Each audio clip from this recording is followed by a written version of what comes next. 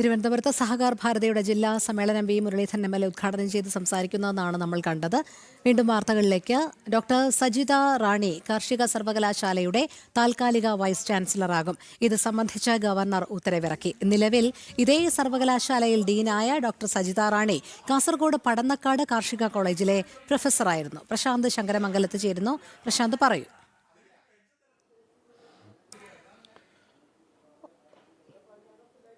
രോഹിണി, സജിത റാണിയാണ് കാർഷിക സർവകലാശാലയിലെ പുതിയ താൽക്കാലിക വൈസ് ചാൻസലർ. അല്പസമയം മുമ്പാണ് ഗവർണർ, ചാൻസലർ കൂടിയായിട്ടുള്ള ഗവർണർ ഉത്തരവ് പുറപ്പെടുവിച്ചത്. സജിത റാണിയെ വൈസ് ചാൻസലറായി തെരഞ്ഞെടുത്തുകൊണ്ട്, VC ആയി തെരഞ്ഞെടുത്തുകൊണ്ടുള്ള ഉത്തരവ് പുറപ്പെടുവിച്ചത്. ഇതേ സർവകലാശാലയിലെ ഡീനാണ് സജിത റാണി. മാത്രമല്ല, ഏറ്റവും മുതിർന്ന ഒരു ഉദ്യോഗസ്ഥ കൂടിയാണ്, അതായത് ഏറ്റവും കൂടുതൽ സർവീസുള്ള ഒരു ഉദ്യോഗസ്ഥ കൂടിയാണ് സജിത റാണി എന്നതിൻ്റെ കൂടി അടിസ്ഥാനത്തിലാണ് ഇത്തരത്തിൽ ഒരു നിയമനം ഉണ്ടായിരിക്കുന്നത്. നേരത്തെ പല പേരുകൾ ഉയർന്നു കേട്ടെങ്കിലും സർവീസിൻ്റെ കാലാവധി അടക്കം പരിശോധിക്കുകയും അത് മാത്രമല്ല അവരുടെ ഒരു അക്കാഡമിക് മികവ് അടക്കം പരിശോധിക്കുകയും ചെയ്തിരുന്നു.